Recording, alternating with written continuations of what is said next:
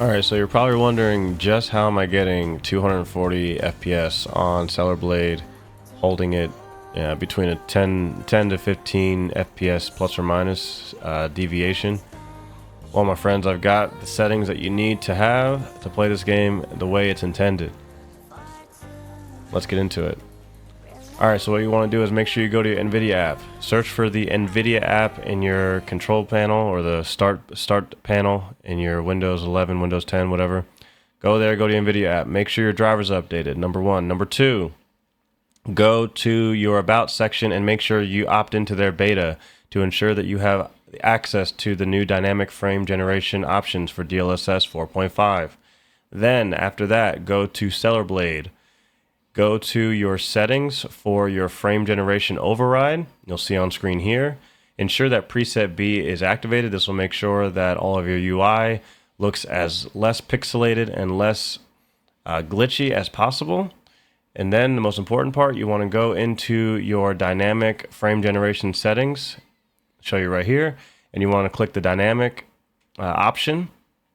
And then you want to select the FPS that you are going to be targeting for your system that will be dynamically switching between your frame generation options. So for me, I have a 240 hertz monitor. What you're seeing here is 230 FPS target, and you're going to want to set this target to 10 FPS or so below your monitor's max refresh rate. So if you have a 165 hertz monitor, set that to 155 FPS. If you have a 120 hertz monitor, set it to 110.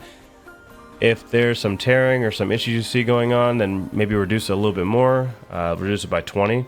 But don't have it at the max, the target. Don't match them up. Just give it a little bit of a buffer, a breathing room. So as you can see, it goes between 220 and 250, 255. But this will get you the best FPS and the best performance.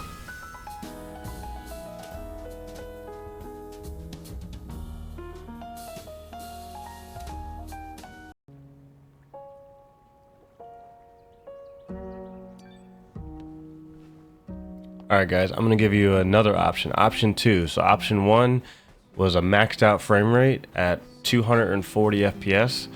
This option is going to appease the people who don't quite like frame gen ×4, or obviously even ×5 or ×6. In this game, you really don't need ×5 or ×6 unless your GPU really isn't you're not really targeting the right resolution for your GPU.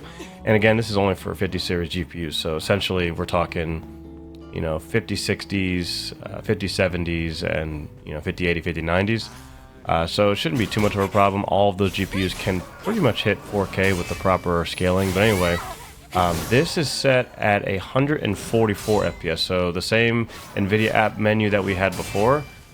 Instead of maxing out your frame rate, let's say if you have a 240 hertz monitor like me, I actually like playing like this because a lot of times, even Dynamic 4 at over 200 FPS, you can get some artifacting and things like that. And if you really want to minimize that and still basically play at an awesome frame rate, this game plays great at mid 100s. The extra 200 is kind of gravy at that point. I would set everything the same. Make sure preset B is on, but if you set it to about half of what you set before, so if you have a 144 hertz monitor, I'd probably set it to something close to like 100. You'll probably get that dynamic 2. You want to see that dynamic 2 at the top right hand corner. I think dynamic 2 and dynamic 3 is a sweet spot for a lot of people. 4 times frame gen doesn't bother me, especially in this game. Sometimes in certain games it can, but I'd give this a try if your eyes don't like what you see from the 4x frame gen, especially with this game. 2x frame gen is going to be perfectly fine. You're going to get that high refresh rate experience, and it's going to be sweet stuff. Alright guys, appreciate you. And don't forget to drop a subscribe, and we'll be putting out more videos like this, graphics maxing all day, every day. I'll see you guys in the next one.